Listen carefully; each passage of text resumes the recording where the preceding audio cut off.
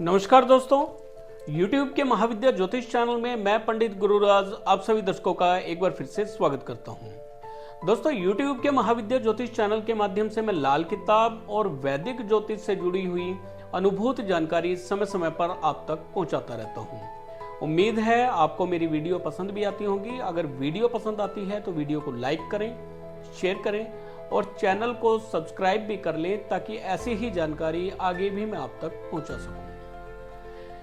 दोस्तों, पिछली वीडियो में मैंने केतु खाना नंबर 1 में क्या फल देते हैं, क्या केतु के उपाय होंगे, क्या हमें सावधानी रखनी चाहिए, इस विषय में मैंने जानकारी दी थी। आज की वीडियो में मैं केतु के खाना नंबर 2 में क्या फल हो सकते हैं, क्या हमें सावधानी रखनी चाहिए और क्या हमें उपाय करने चाहिए, इस विषय में आपको जानकारी दूंगा। दोस्तों, बहुत अच्छा लगता है जब मुझे आपके कमेंट आते हैं या आपके फ़ोन आते हैं कि सर, जब से हम आपकी वीडियो देख रहे हैं हमने लाल किताब को करीब से जानना शुरू कर दिया है। लाल किताब के बारे में बहुत ही अद्भुत जानकारी हमें आपसे प्राप्त होती है और आज आपकी वीडियो देखकर हम लाल किताब ज्योतिष कर भी रहे हैं। दोस्तों, मैंने अपने चैनल के माध्यम से लाल किताब की हर वो जानकारी आप तक पहुंचाने की कोशिश की है जो लाल किताब ज्योतिष सीखने के लिए जरूरी हो। 12 ही भावों में ग्रहों के क्या फल हो सकते हैं उसकी वीडियो मैंने अपने चैनल में पहले ही डाली है। जो ग्रह रह गए हैं उनकी भी वीडियो मैं धीरे धीरे अपने चैनल पर डाल रहा हूं। मुझे पता है आज की वीडियो पे बहुत अच्छे या बहुत ज़्यादा व्यूज़ नहीं आएंगे। पिछली वीडियो पे भी बहुत ज़्यादा व्यूज़ नहीं आए, लेकिन मेरे लिए ज़रूरी ये है कि जो दर्शक मेरे साथ में जुड़े हैं, लाल किताब ज्योतिष सीखने के लिए जुड़े हैं, उनको अपने सवालों का जवाब मिले। मेरी ये वीडियो सिर्फ वो लोग देखेंगे जो या तो लाल किताब ज्योतिष सीखना चाहते हैं या उनकी कुंडली में केतु खाना नंबर 2 में बैठे हुए हैं। और कोई मेरी इस वीडियो को नहीं देखेगा। जिसको ज़्यादा ज्योतिष में इंटरेस्ट ना हो या जिसका ग्रह खाना नंबर 2 में नहीं बैठा होगा केतु, वो इस वीडियो को नहीं देखेगा। लेकिन अगर आप लाल किताब ज्योतिष सीखने के लिए मेरे चैनल पर आए हैं तो आपको हर वो वीडियो देखनी होगी, हर उस ग्रह के बारे में जानकारी लेनी होगी जिसके बारे में आप सामने वाले को बताना चाहते हैं। आप अगर सामने वाले की कुंडली देख रहे हैं तो जरूरी नहीं है कि उसका केतु आपके मन अनुसार हो। उसका केतु किसी भी भाव में हो सकता है, उसका सूर्य किसी भी भाव में हो सकता है। तो सूर्य के 12 भावों में फल या केतु के 12 भाव में फल या शुक्र के 12 भाव में फल, बृहस्पति के 12 भाव में फल, ये आपको पता होनी चाहिए। और मैं अपनी वीडियो के माध्यम से आपको 12 ही भावों में ग्रहों के क्या फल होते हैं उसकी जानकारी दे रहा हूं।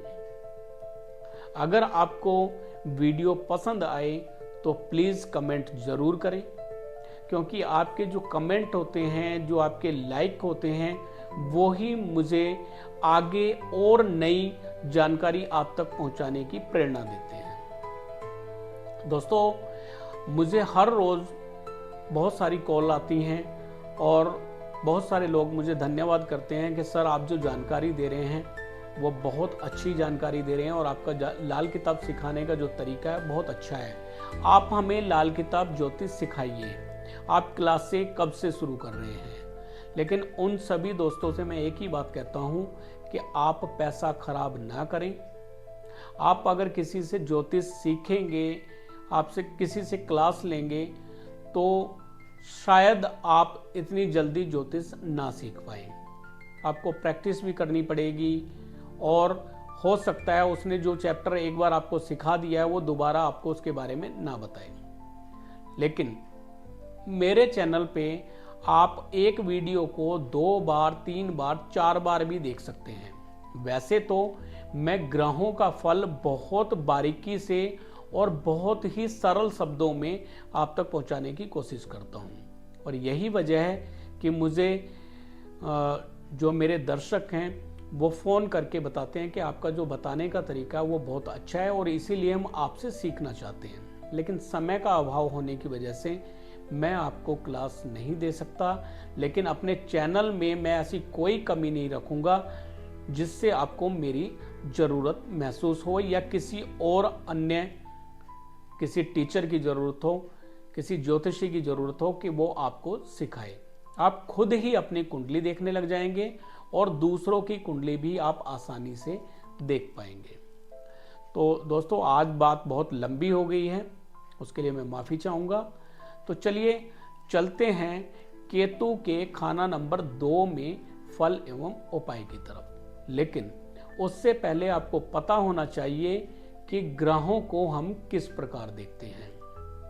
दोस्तों, लाल किताब जन्म कुंडली देखते हुए हम ग्रहों को खानावार देखते हैं, राशि वाइज नहीं देखते हैं। और खाने किस प्रकार देखते हैं उसकी जानकारी भी आपको होनी चाहिए। दोस्तों, लगन कुंडली में जहां पर लगन शब्द लिखा होता है वह कुंडली का खाना नंबर 1 होता है।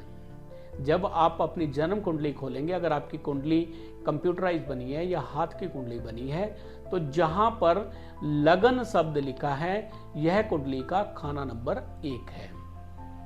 खाना नंबर 1 से एंटी क्लॉकवाइज चलते हुए अगला खाना नंबर 2 होता है, उसके बाद खाना नंबर 3, फिर उसके बाद 4, फिर 5, 6, 7, 8, 9, 10, 11, 12। इस प्रकार ये कुंडली के 12 खाने होते हैं और इन 12 खानों से ही हम जीवन में घटने वाली समस्त घटनाओं की जानकारी हासिल करते हैं। तो आज हम बात कर रहे हैं केतु के खाना नंबर 2 के फल एवं उपाय के विषय में। तो खाना नंबर 2 कौन सा होगा? लगन से एंटी क्लॉकवाइज करते हुए अगला खाना। दोस्तों, जन्म कुंडली में अगर केतु खाना नंबर 2 में बैठे हुए हैं तो ऐसे जातक का जो भी नया सफर होगा सेहत की तब्दीली के साथ होगा। यानी हर सफर में जातक की सेहत में भी तब्दीली होगी और हर सफर जातक के लिए एक नई दिशा के लिए होगा। हर सफर जातक का नई दिशा में होगा। यानी अगर दक्षिण से चला है तो वो पूरब में जाके रुकेगा, और अगर वो पूरब में रुका है तो अगले दिन हो सकता है उसको उत्तर की दिशा में जाना पड़े। यानी हर बार जो सफर होगा वो एक अलग दिशा में होगा। पूरब में अगर गया है तो वहां से उसको वापस पश्चिम में ठहरना पड़ेगा, और पश्चिम में आ गया है तो आगे फिर उसको दक्षिण की तरफ जाना पड़ेगा। यानी हर बार सफर जो है अलग दिशा में होगा।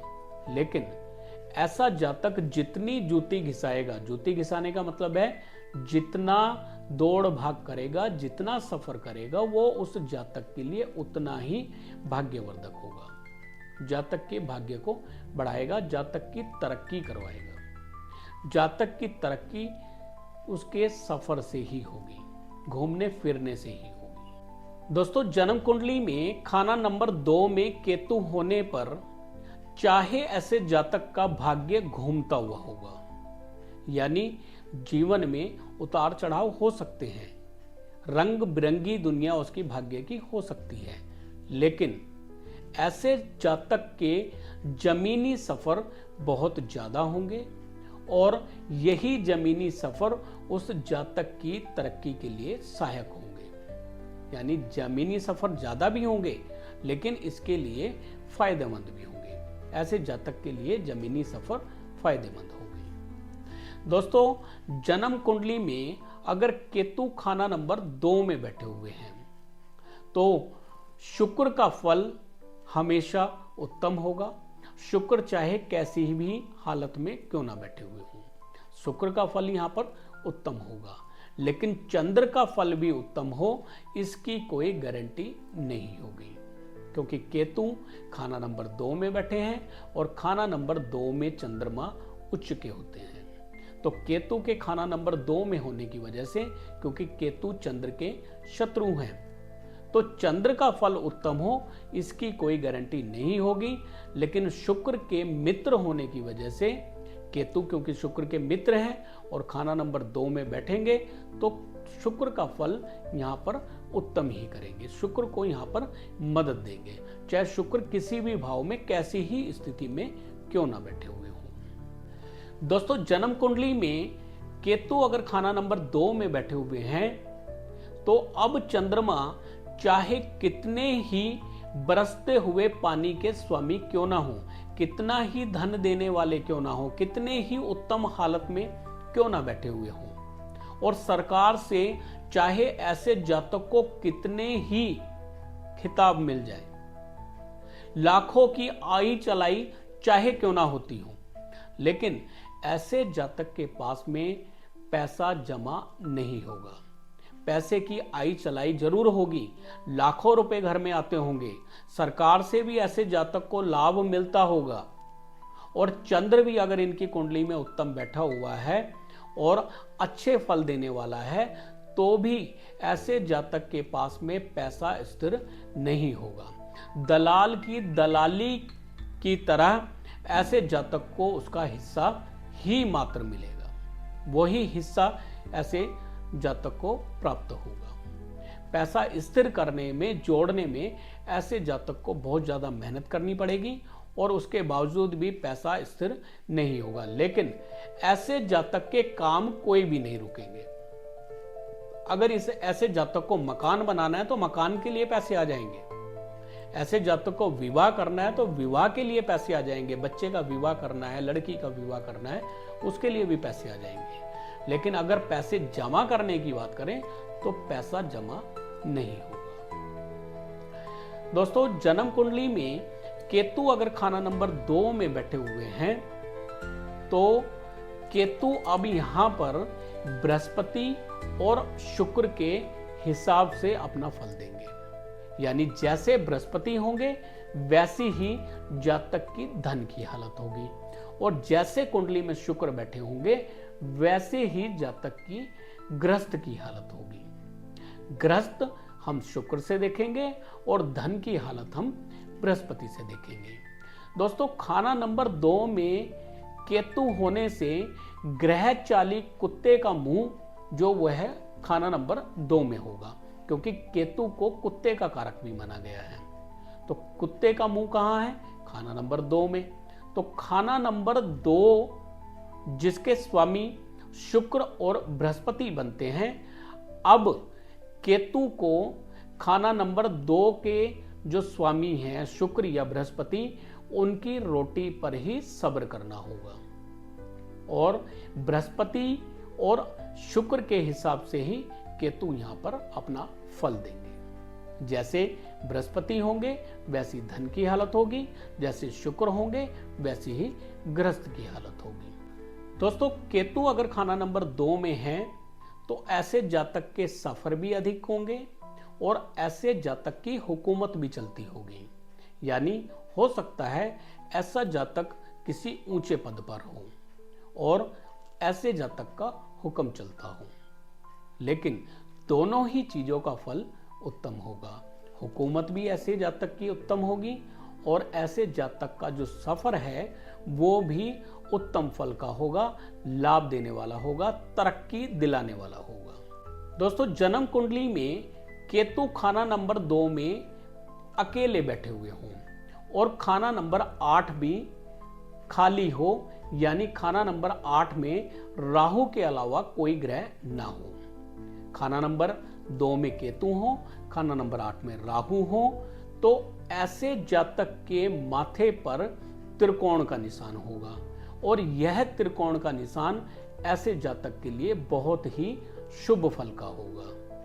केतु का निशान यानी त्रिकोण का निशान ऐसे जातक के माथे पर यानी जहां पर तिलक लगाया जाता है वहां पर त्रिकोण का निशान बहुत ही शुभ फल देने वाला होगा। दोस्तों, जन्म कुंडली में केतु यदि खाना नंबर 2 में हो और सूर्य खाना नंबर 12 में बैठे हुए हो तो ऐसा जातक 24 साल की आयु के बाद से धन खुद अपनी कमाई से कमाने लग जाता है, यानी अपनी मेहनत से धन कमाने लग जाता है और जीवन उसका दिन प्रतिदिन उत्तम होता जाता है, रौनकी होता जाता है, खुशहाल होता जाता है। लेकिन दोस्तों, अगर केतु कुंडली के खाना नंबर 2 में हो और ऐसा जातक पराई स्त्री से संबंध रखे, पराई स्त्री से अगर ऐसा जातक संबंध रखता है तो बुढ़ापे में ऐसे जातक की कोई भी संतान उस जातक के काम नहीं आएगी। जातक अगर अपना आचरण खराब रखे, पराई स्त्रियों से संबंध रखे तो बुढ़ापे में ऐसे जातक को किसी भी संतान का कोई भी लाभ हासिल नहीं होगा। दोस्तों, जन्म कुंडली में केतु अगर खाना नंबर 2 में बैठे हुए हैं और खाना नंबर 8 में राहु के साथ में केतु के शत्रु यानी चंद्र आकर बैठ जाएं या मंगल आकर बैठ जाएं तो वो जो साथ में बैठे हुए ग्रह हैं, राहु के साथ में बैठे हुए ग्रह हैं, उन ग्रहों की आयु में जातक को जहमत नसीब होगी, यानी कई तरह की समस्याएं, कई तरह की बीमारियां, कई तरह के कष्ट ऐसे जातक को भुगतने पड़ेंगे। बल्कि अल्प आयु भी जातक हो सकता है, जैसे चंद्रमा की 24 साल की आयु में, और अगर मंगल बैठे हुए हैं तो 28 साल की आयु में जातक को मृत्यु तुल्य कष्ट का सामना करना पड़ सकता है और कई बार मृत्यु भी हो जाती है। तो अगर खाना नंबर 8 में केतु के शत्रु ग्रह बैठे हुए हैं तो उनको वहां से हटाना शुभ फल देगा, उसका उपाय करना बहुत जरूरी रहेगा। केतु अगर खाना नंबर 2 में है तो ऐसे जातक को कानों में सोना जरूर धारण करना चाहिए। कानों में सोना धारण करने से केतु का फल उत्तम होगा। माथे पर अगर जातक केसर का तिलक लगाता है तो भी केतु का फल यहां पे और उत्तम होगा। ऐसा जातक अगर माथे पे केसर का तिलक लगाए, कानों में सोना धारण करे तो दिन प्रतिदिन तरक्की करता जाएगा और जो धन के स्थिर ना होने की शर्त थी, यानी ऐसे जातक के पास में धन इकट्ठा नहीं होता है, जैसा कि मैंने पहले बोला, लेकिन कानों में अगर सोना धारण करता है तो धन भी स्थिर होगा। कुछ लोग ऐसे होंगे जो कहेंगे सर हम कान में सोना धारण नहीं कर सकते, हम तो जॉब करने वाले हैं, हमें कई तरह के लोगों के साथ में डील करना पड़ता है और हम कान में सोना धारण नहीं कर सकते। तो जो लोग कान में सोना धारण नहीं कर सकते हैं वो कान पे अगर यहाँ पे केसर का तिलक लगाएं, केसर अगर कानों पे थोड़ा सा लगा लिया करें, थोड़ा सा माथे पर लगा लिया करें, तो अब उनको कान में सोना धारण करने की आवश्यकता नहीं होगी और वही फल जातक को प्राप्त होगा जो कान में सोना धारण करने से प्राप्त होना था। केतु खाना नंबर 2 में बैठे हुए हैं तो ऐसे जातक को जितनी यात्राएं जमीनी करनी पड़े वो करें। जमीनी यात्राएं जितनी करेंगे उतना ही लाभ ऐसे जातक को होगा। अगर कान में सोना धारण करते हैं तो ऐसे जातक का ठिकाना बनने के योग भी बन जाते हैं। केतु खाना नंबर 2 में बैठे हुए हों तो ऐसे जातक का पक्का ठिकाना नहीं बनता है, यानी अड्डा नहीं बनता है, एक दुकान नहीं बनती है जहां पे वो बैठे रहें। मैंने देखा है जिनकी कुंडली में केतु खाना नंबर 2 में है, अगर उनकी अपनी कोई शॉप है भी तो भी उनको शॉप को छोड़कर इधर उधर भागदौड़ करनी ही पड़ती है। भागदौड़ करते हैं तभी उनका काम आगे चलता है, तभी उनको पैसे का लाभ होता है। लेकिन अगर आप चाहते हैं कि दुकान पे बैठ के मुझे लाभ हो तो कानों में सोना जरूर धारण करें, और अगर आप सोना नहीं धारण कर सकते तो कानों पे केसर का तिलक जरूर लगाएं। उम्मीद है दोस्तों आज की वीडियो भी आपको पसंद आई होगी। अगर मुझसे कोई गलती हुई है, कोई चीज़ मैं भूल गया हूँ, तो कमेंट करके ज़रूर बताएं ताकि अगली वीडियो में मैं उसका सुधार करूँ। दोस्तों, यदि आप अपनी जन्म कुंडली दिखाना चाहते हैं, अपनी जन्म कुंडली का संपूर्ण विश्लेषण कराना चाहते हैं, तो स्क्रीन पर दिए गए नंबर पर आप कांटेक्ट कर सकते हैं। आपकी जन्म कुंडली को बारीकी से देखा जाएगा। और दोस्तों, मैं आपको एक और चीज़ बता दूं, कई लोग कहेंगे कि जी आपने जो फल बताया वो तो हमारे साथ में मैच ही नहीं कर रहा है। तो वहाँ पे एक चीज़ का आपको ध्यान रखना है कि केतु की डिग्री कितनी है। केतु की अगर डिग्री 0 हुई या बिल्कुल एंड डिग्री पे हुए या वो स्टार्टिंग पे, केतु हमेशा उल्टे चलते हैं, यानी 30 डिग्री इनकी अंतिम डिग्री ना होके स्टार्टिंग डिग्री है। जैसे बाकी ग्रह 30 डिग्री पे आके खत्म हो जाते हैं या अगले खाने में जाने वाले होते हैं, यहाँ पे केतु जब 30 डिग्री के होंगे तो इसका मतलब है वो उस खाने में अभी आए हैं और 30 से आगे उनकी डिग्री कम होती चली जाएगी। 30 से वहाँ पे 29 होगी, 29 से 28 होगी, ऐसे वो धीरे धीरे कम होगी। बाकी ग्रहों में डिग्री 1 से स्टार्ट होती है और धीरे धीरे बढ़ती है, तो यहाँ पे डिग्री कम होगी।